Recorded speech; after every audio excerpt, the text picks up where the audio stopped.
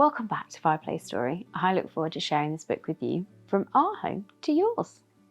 Welcome to our lovely Christmas special. Although this story isn't about Christmas, it's a great little story that maybe you could ask for Christmas. And it's called The King's Biscuits, written by Steve Priest. If you'd like a copy of this book, have a look in our description below. Let's get started. Once upon a time there was a king, and biscuits were his favourite thing. He ate them morning, noon and night. He had a greedy appetite. Look at this. But then one day the queen walked in. No biscuits in the biscuit tin. She told the king, whose sad face frowned. He called the knights of Table Round. They met around the old tree stump. They really were an oddly clump. He sent them on a special mission, a biscuit finding expedition.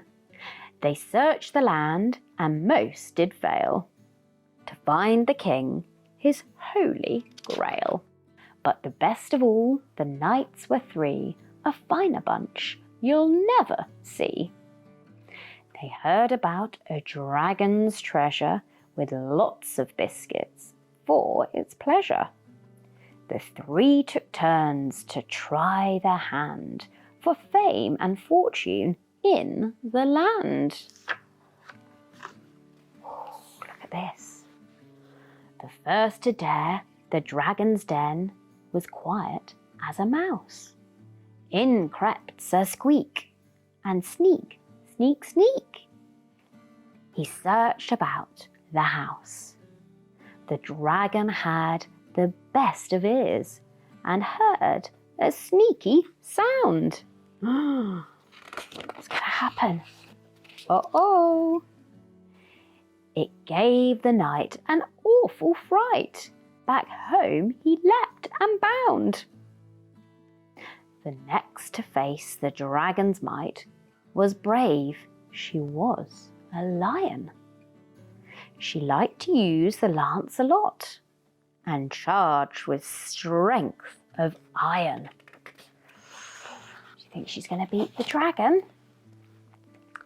The dragon knew a thing or two about a lion's pride. It danced out of the way and smiled. Its grin grew great and wide. The lady of the lance flew past. She couldn't win this game. So off she went, to bed she ran, to go and hide her shame. Oh dear. I think the last knight is going to succeed. Ooh. Reynard, he was a sly old fox, the last to quest the biscuit box. He entered in the dragon's lair with sharp green eyes and bright red hair. He sang a song of cunning rhyme with clever words in quick, quick time.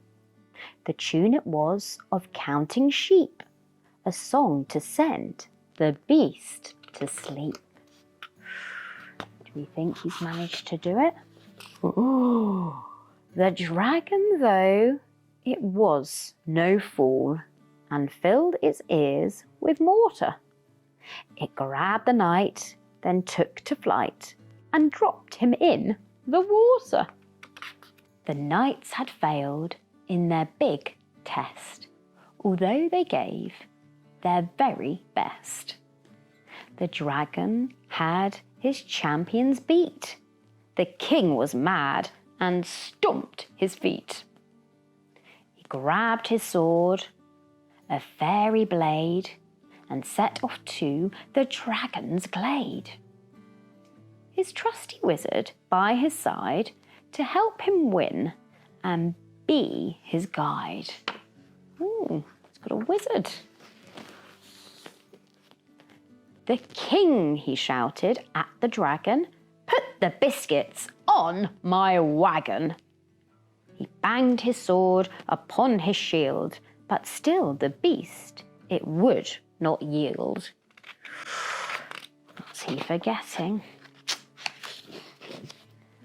The dragon puffed a gust of flame and bent the sword to end the game. Your silliness is quite absurd to have to say the magic word. Abracadabra, alakazam, I've tried all words a good king can. The wizard whispered in his ear a special word the king did hear. What do we think that magic word is? Please, said the king, so loud and clear. A magic word to bring good cheer. I'm sorry that I was so rude. I really was a naughty dude. The dragon smiled and took a bow. I hope, good friends, we can be now. I'd like to ask you round for tea and share my biscuits here with me. Oh, that's very kind. The king was happy and clapped his hands. His joy was heard throughout the lands. He had the words put on his banners. It always pays to have good manners. The end. What a lovely story. And this story is all about the legend of King Arthur, but with biscuits instead. And we do have to remember we should always say please. If you'd like a copy of this book, there is a link in the description below. If you enjoyed it, give us a thumbs up and please do subscribe, as it allows us to create more content like this. From our home to yours, until next time, bye-bye.